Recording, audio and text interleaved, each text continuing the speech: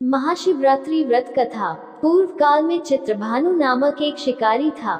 जानवरों की हत्या करके वह अपने परिवार को पालता था। वह एक साहूकार का कर्जदार था, लेकिन उसका ऋण समय पर न चुका सका। क्रोधित साहूकार ने शिकारी को शिवमठ में बंदी बना लिया। संयोग से उस दिन शिवरात्रि थी।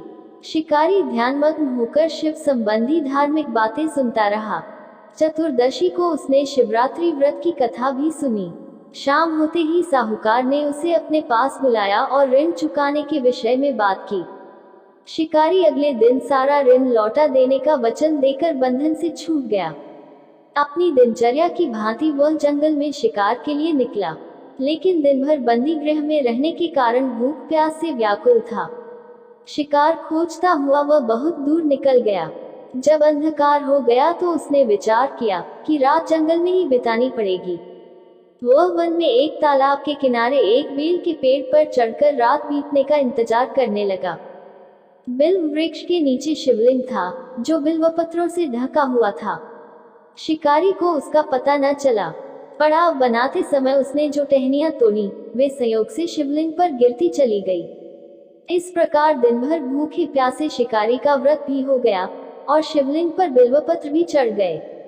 एक पहर रात्रि बीत जाने पर एक गर्भिणी हिरनी तालाब पर पानी पीने पहुंची। शिकारी ने धनुष पर तीर चढ़ाकर ज्यों ही प्रत्यंचा खींची, हिरनी बोली, मैं गर्भिणी हूँ, शीघ्र ही प्रसव करूंगी। तुम एक साथ दो जीवों की हत्या करोगे, जो ठीक नहीं है। मैं बच्चे को जन्म देकर शीघ्र ही तुम्हारे समक्ष प्रस्तुत हो जाऊंगी, तब मार लेना। शिकारी ने प्रत्यंचा ढीली कर दी और हिरनी जंगली झाड़ियों में लुप्त हो गई। प्रत्यंचा चढ़ाने तथा ढीली करने के वक्त कुछ बिल्व पत्र अनायास ही टूटकर शिवलिंग पर गिर गए। इस प्रकार उससे अनजाने में ही प्रथम प्रहर का पूजन भी संपन्न हो गया। कुछ ही देर बाद एक और हिरनी उधर से निकली। शिकारी की प्रसन्नता का ठिकाना न रहा। समीप आने पर उसने धनुष पर बाण चढ़ाया। तब उसे देख हिरनी ने विनम्रता पूर्वक निवेदन किया, हे शिकारी, मैं थोड़ी देर पहले ऋतु से निवृत्त हुई हूँ, कामातुर विरहिणी हूँ, अपने प्रिय की खोज में भटक रही हूँ। मैं अपने पति से मिलकर शीघ्र ही तुम्हारे पास आ जाऊंगी। शिकारी ने उसे भी जाने दिया। 2 बार शिकार को खोकर उसका माथा ठनका। वह चिंता में पड़ गया। रात्रि का आखिरी पहर बीत रहा था। इस बार भी धनुष से लगकर कुछ बेलपत्र शिवलिंग पर जा गिरे तथा दूसरे प्रहर की पूजन भी संपन्न हो गई। तभी एक अन्य हिरनी अपने बच्चों के साथ उधर से निकली। शिकारी के लिए यह स्वर्णिम अवसर था।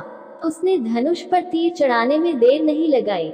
वह तीर छोड़ने ही वाला था कि हिरनी बोली, हे शिकारी, मैं इन बच्चों को इनके पिता के हवाले करके लौटाऊंगी। इस समय मुझे मत मारो। शिकारी हंसा और बोला, सामने आए शिकार को छोड़ दूं, मैं ऐसा मूर्ख नहीं। इससे पहले मैं 2 बार अपना शिकार खो चुका हूँ। मेरे बच्चे भूख प्यास से व्यग्र हो रहे होंगे। उत्तर में हिरनी ने फिर कहा, जैसे तुम्हें अपने बच्चों की ममता सता रही है, ठीक वैसे ही मुझे भी। हे शिकारी, मेरा विश्वास करो, मैं इन्हें इनके पिता के पास छोड़कर तुरंत लौटने की प्रतिज्ञा करती हूँ। हिरनी का दुख भरा स्वर सुनकर शिकारी को उस पर दया आ गई। उसने उस मृगी को भी जाने दिया। शिकार के अभाव में तथा भूख प्यास से व्याकुल शिकारी अनजाने में ही बेल वृक्ष पर बैठा बेलपत्र तोड़ तोड़कर नीचे फेंकता जा रहा था। पौ फटने को हुई तो एक हष्ट-पुष्ट मृग उसी रास्ते पर आया। शिकारी ने सोच लिया कि इसका शिकार वह अवश्य करेगा। शिकारी की तनिक प्रत्यंचा देखकर मृग विनीत स्वर में बोला, हे शिकारी, यदि तुमने मुझसे पूर्व आने वाली 3 मृगियों तथा छोटे छोटे बच्चों को मार डाला है, तो मुझे भी मारने में विलंब न करो, ताकि मुझे उनके वियोग में एक क्षण भी दैख न सहना पड़े।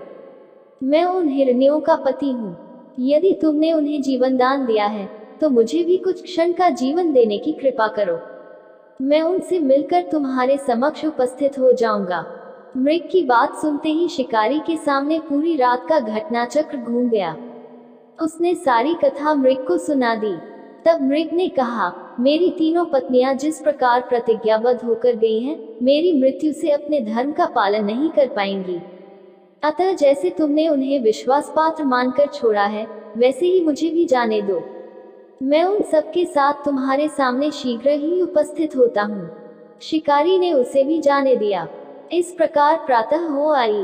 उपवास, रात्रि जागरण तथा शिवलिंग पर बेलपत्र चढ़ने से अनजाने में ही पर शिवरात्रि की पूजा पूर्ण हो गई।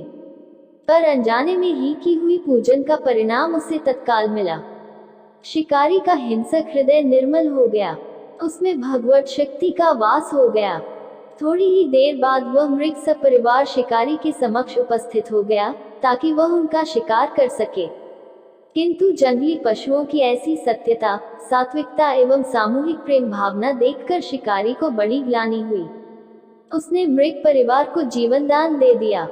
अनजाने में शिवरात्रि के व्रत का पालन करने पर भी शिकारी को मोक्ष की प्राप्ति हुई।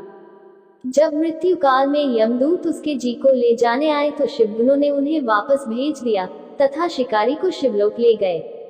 शिवजी की कृपा से ही अपने इस जन्म में राजा चित्रभानु अपने पिछले जन्म को याद रख पाए तथा महाशिवरात्रि के महत्व को जानकर उसका अगले जन्म में भी पालन कर पाए।